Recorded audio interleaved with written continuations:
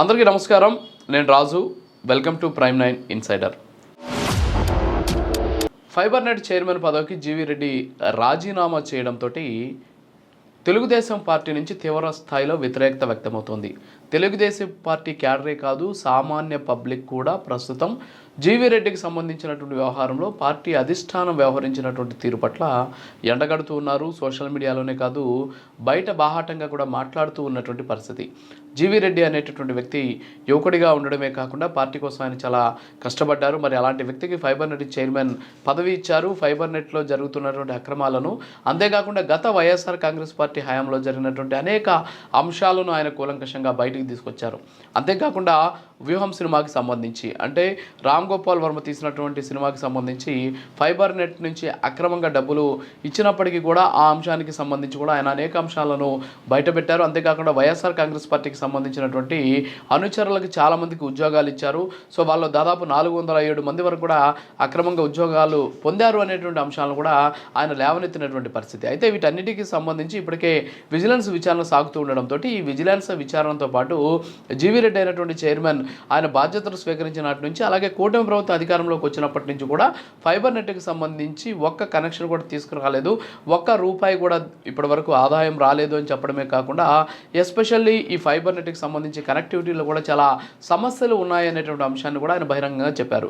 అయితే ఇదే విషయాన్ని సీరియస్గా తీసుకున్నటువంటి సీఎం చంద్రబాబు నాయుడు ఆయనకు సంబంధించినటువంటి ముఖ్య కార్యదర్శులతోటి జీవీ రెడ్డికి ఫోన్ చేయించి సో ఇలా బయటకు వచ్చి మాట్లాడడం కరెక్ట్ కాదు అనేటటువంటి ఒక వార్నింగ్ ఇచ్చినట్టు కూడా బయట ప్రచారం జరుగుతుంది. ఈ నేపథ్యంలోనే వివరణ ఇచ్చుకునేందుకు జీవీ రెడ్డి వెళ్తే జీవీ రెడ్డితో కూడా ఇలా బయటకు వచ్చి మాట్లాడడం కరెక్ట్ కాదు, ఆయన తప్పు చేసినట్టు మాట్లాడారు, ఆయన నొచ్చుకున్నారు, అందుకే ఆయన పార్టీతో పాటు పార్టీ పదవులకు ఆయన రాజీనామా చేశారు అని చెప్పేసి వాదన వ్యక్తమవుతూ ఉన్నటువంటి పరిస్థితి. సరే, ఈ విషయాలన్నీ కూడా పక్కన పెడితే ఇటీవల కాలంలో టీడీపీ తీసుకుంటున్నటువంటి నిర్ణయాలు, అంటే ప్రభుత్వంలో ఉంటూ తీసుకున్నటువంటి నిర్ణయాలు కావచ్చు, అంతేకాకుండా పార్టీ పరంగా తీసుకున్నటువంటి నిర్ణయాలు ఏవైతే ఉన్నాయో ఇవన్నీ కూడా మిస్ఫైర్ అవుతున్నాయి. ఎందుకు మిస్ఫైర్ అవుతున్నాయంటే మిస్ హ్యాండిల్ చేస్తోంది ఇష్యూస్ని, అంటే గోటితో పోయేదాన్ని గొడ్డెల దాకా తెచ్చుకుంటున్నారేమో అనేటటువంటి అనేక రకాలైనటువంటి అనుమానాలు వ్యక్తమవుతున్నాయి. ఎందుకంటే ఇటీవల కాలంలో మనం చూసాం, గ్రూప్ 2కి సంబంధించినటువంటి ఇష్యూలో ఏపీపీఎస్సీ చైర్మన్తో మాట్లాడడం, ఆడియో లీక్ కావడం, బయటికి రావడం, చంద్రబాబు నాయుడు చెప్పినా సరే ఏపీపీఎస్సీ చైర్మన్ వినలేదు,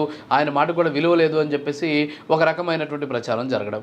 ఇప్పుడు జీవీ రెడ్డి ఇష్యూలో కూడా అదే జరుగుతుంది. ఎందుకంటే గోటితో పోయేదాన్ని గొడ్డెల దాకా తీసుకొచ్చినటువంటి పరిస్థితి. అయితే ఇప్పుడు ఈ విషయం జనరల్ పబ్లిక్తో పాటు టీడీపీకి సంబంధించినటువంటి క్యాడర్లో కూడా ఒకంత ఆందోళన, ఆవేదన వ్యక్తం చేయడమే కాకుండా చంద్రబాబు నాయుడు మీద కూడా చాలామంది అనేక రకమైనటువంటి వ్యతిరేకంగా మాట్లాడుతూ ఉన్నటువంటి పరిస్థితి కనిపిస్తుంది. టీడీపీ సోషల్ మీడియాలో కూడా జీవీ రెడ్డి రాజీనామాకి సంబంధించి వాళ్ళు జీవీ రెడ్డికి సపోర్ట్ చేస్తూ ఉన్నటువంటి సిచ్యువేషన్ ఉంది. అసలు జీవీ రెడ్డి ఎందుకు రాజీనామా చేశారు, ఎందుకు రాజీనామా చేయాల్సి వచ్చింది అనేటటువంటి అంశాలతో పాటు ఇప్పుడు చాలా తప్పులు చేస్తున్నాం అనేటటువంటి విధంగా ఆయనతో మాట్లాడడం వల్లే ఈ ఆవేదన వ్యక్తం చేసి ఆయన రాజీనామా చేసినట్టు తెలుస్తోంది. ఇప్పుడు జీవీ రెడ్డి చేసినటువంటి రాజీనామాకు సంబంధించి అన్ని వర్గాల నుంచి కూడా జీవీ రెడ్డికి సపోర్ట్ లభిస్తూ ఉన్నటువంటి పరిస్థితి. అయితే ఈ అంశం మీద మాట్లాడితే ఆయన్ని శుతిమెత్తగా, అంటే ఇలా బయటకు వచ్చి బాహాటంగా వ్యవస్థలో జరిగేటటువంటి లోపాలకు సంబంధించి బయటికి చెప్పడం కరెక్ట్ కాదు, సో దీన్ని అంతర్గతంగా చర్చించుకోవాలి అని చెప్పేసి ఆయనకి చెప్పవచ్చు. అంతేకాకుండా ఆయన మాట్లాడినటువంటి అంశాల మీద సీరియస్గా తీసుకొని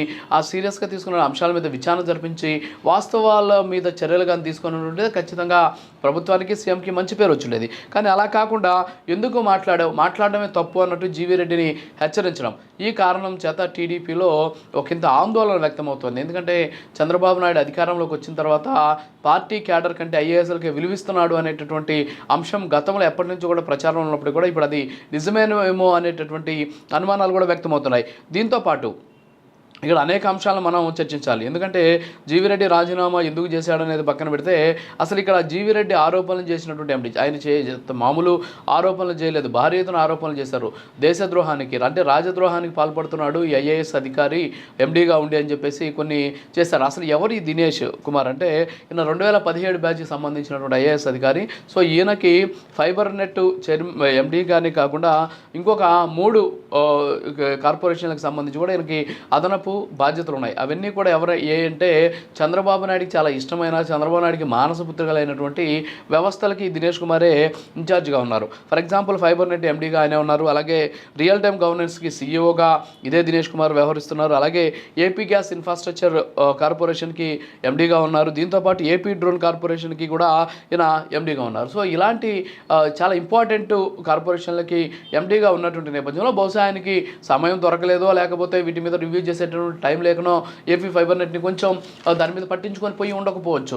మరి దాని వల్ల ఆయన ఏదో రాజద్రోహానికి పాల్పడ్డారని చెప్పేసి జీవీ రెడ్డి మాట్లాడడం కూడా కరెక్ట్ కాదు. కాకపోతే వాస్తవాలను ఎప్పటికప్పుడు ముఖ్యమంత్రికి అంటే అంతర్గతంగా నివేదికలు పంపించి వాటి మీద చర్యలు తీసుకునే అవకాశం ఉన్నాయి. కానీ జీవీ రెడ్డి ఇక్కడ ఏంటంటే మొదటి నుంచి కూడా ఆయన టీడీపీని చాలా బహిరంగంగా జనాల్లోకి తీసుకెళ్ళినటువంటి వ్యక్తి. గతంలో ఆయన అధికార ప్రతినిధిగా ఉన్నటువంటి సందర్భంలో కూడా అనేక సందర్భాలు డిబేట్ల రూపంలో టీవీలో ఎక్కువ కనిపించేటటువంటి మనస్తత్వం ఉన్నటువంటి వ్యక్తి కావడంతో ఆయన వచ్చి వాస్తవాలను మీడియా ముందు మాట్లాడడం. సో మీడియా ముందు మాట్లాడడమే పెద్ద నేరం అయిపోయినట్టు, అక్కడ జరిగినటువంటి అక్రమాలు చాలా తక్కువైనట్టు ఆయన మీద రాజీనామాని వెంటనే ఆమోదించారు. ఇక్కడ రాజీనామా చేసిన వెంటనే ఆమోదించకపోతే కొంపలు మునిగిపోయేవి లేవు. కానీ ఆ వెంటనే ఆమోదించడం కూడా ఇప్పుడు పార్టీ కేడర్కి కాస్త ఆవేదన, ఆగ్రహం కల్పిస్తూ ఉన్నటువంటి సిచ్యువేషన్ కనిపిస్తుంది. ఇక్కడ ఇంకొక విషయం ఏంటి అంటే ప్రభుత్వం ఇప్పుడు ఇద్దరు అంటే అటు జీవీ రెడ్డి రాజీనామా చేశాడు, జీవీ రెడ్డిని తప్పించింది.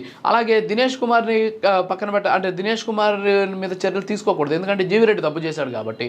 సో ఇక్కడ దినేష్ కుమార్ మీద కూడా చర్యలు తీసుకున్నారు. అన్ని కార్పొరేషన్ పదవుల నుంచి పక్కన పెట్టి ఆయన జీఐడీలో రిపోర్ట్ చేయమని చెప్పేసి ఆదేశాలు ఇచ్చారు. అంటే దీన్ని బట్టి చేస్తే ఏంటి, ఇద్దరూ తప్పు చేశారన్నట్టు తేల్చారు ఏంటి అనేది ఇక్కడ మనకు అర్థం కానటువంటి పరిస్థితి. సో మొత్తానికైతే ఈరోజు జీవీ రెడ్డి వ్యవహారం అనేది టీడీపీకి డ్యామేజ్ చేసిందంటే నిజమే అనేటటువంటి వ్యవస్థ అనేటువంటి అర్థం వస్తుంది. ఎందుకంటే పార్టీకి సంబంధించినటువంటి నాయకులకి పదవులు ఇచ్చినటువంటి నేపథ్యంలో ఆ పదవుల్లో ఉన్నటువంటి అనేక రకాలైనటువంటి లోపభూయిష్టమైనటువంటి అంశాలు అంటే గతంలో జరిగినటువంటి అంశాలన్నీ కూడా వీళ్ళు బయటకు తీస్తూ ఉంటారు. మరి అలా బయటకు తీసినటువంటి వాటి మీద విచారణ జరిపి గత ప్రభుత్వంలో జరిగినటువంటి తప్పిదాలను బయట పెట్టాల్సినటువంటి బాధ్యత ప్రభుత్వం మీద కూడా ఉంటుంది. కానీ అలా కాకుండా ఇలా బహిరంగ వచ్చి మాట్లాడడం కరెక్ట్ కాదు అనే ఉద్దేశంతో జీవీ రెడ్డి రాజీనామా చేసిన వెంటనే ఆమోదించడం అనేది ఏంటి అనేది తెలీదు. మరోపక్క ఈరోజు తెలుగుదేశం పార్టీకి సంబంధించి ఫీడ్బ్యాక్ మెకానిజం లేకపోవడం కూడా కాస్త ఇబ్బందికరమైన పరిస్థితి. ఎందుకంటే టీడీపీ ఈరోజు రాష్ట్రంలో కూటమితో కలిసి అధికారంలోకి వచ్చినటువంటి నేపథ్యంలో ఆ పార్టీకి ఎంతోమంది త్యాగం చేసినటువంటి కార్యకర్తలు ఉన్నారు, ఆస్తులు పోగొట్టుకున్నటువంటి వాళ్ళు ఉన్నారు. అంతేకాకుండా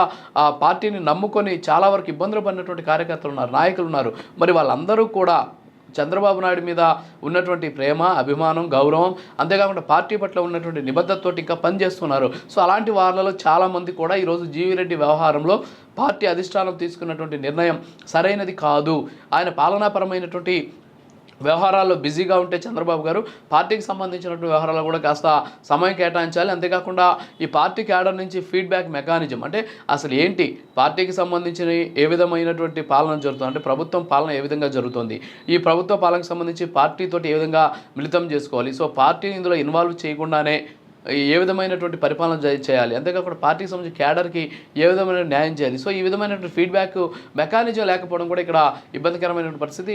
రీసెంట్గా సోషల్ మీడియాలో కూడా నిన్న జీవీ రెడ్డి రాజీనామా చేశాక భారీ ఎత్తున ఆయనకి మద్దతు లభించింది. కేవలం టీడీపీకి సంబంధించినటువంటి నాయకులు, కార్యకర్తలు, క్యాడరే కాదు, ఇతర పార్టీలతో పాటు సామాన్య ప్రజలు కూడా జీవీ రెడ్డికి సపోర్ట్ చేశారు. ఎందుకంటే ఆయన బాహాటంగా వచ్చి అక్కడ జరిగినటువంటి అక్రమాల అవినీతిని చాలా ధైర్యంగా ఆయన బయటపెట్టినటువంటి పరిస్థితి. అయితే ఇక్కడ జీవీ రెడ్డి తన పదవికి మాత్రమే కాదు పార్టీ కూడా రాజీనామా చేశారు. అంటే ఒక యువకుడు నిజాయితీగా అక్కడ జరిగినటువంటి అంశాలను తీసుకొచ్చి బయట పెట్టారు. అంటే ఆయన బయట పెట్టాలి అనుకున్నది వాస్తవం, సో బయట పెట్టినటువంటి వేదిక రాంగు కాబట్టి ఇప్పుడు ఆయన మీద చర్యలు తీసుకున్నారు. సో వాస్తవంగా అయితే ఆయన పెట్టినటువంటి సమస్యలు, ఆయన పెట్టినటువంటి అక్రమాలన్నీ కూడా ఇంకా సజీవంగానే ఉన్నాయి. వాటి మీద కానీ చర్యలు కానీ తీసుకుంటే ఇప్పుడు చంద్రబాబు నాయుడు మీద ఉన్నటువంటి ఆయన చిత్తశుద్ధిని ప్రజలంతా కూడా గౌరవిస్తారు అనేటువంటి అంశం కూడా జరుగుతుంది. ఏమైనప్పటికీ కూడా ఇటీవల కాలంలో చంద్రబాబు నాయుడు సర్కార్ టీడీపీ సంబంధించి తీసుకుంటున్నటువంటి నిర్ణయాలు మిస్ఫైర్ అవుతున్నాయనేటటువంటి అనుమానాలు వ్యక్తమవుతున్నాయి. వీటిని వెంటనే చక్కదిద్దుకోకపోతే పార్టీకి ఒకంత నష్టం జరిగేటటువంటి అవకాశాలు ఉన్నాయి. ఇది ఇవాల్టి ఇన్సైడర్ మరో మల్లికతో నమస్కారం.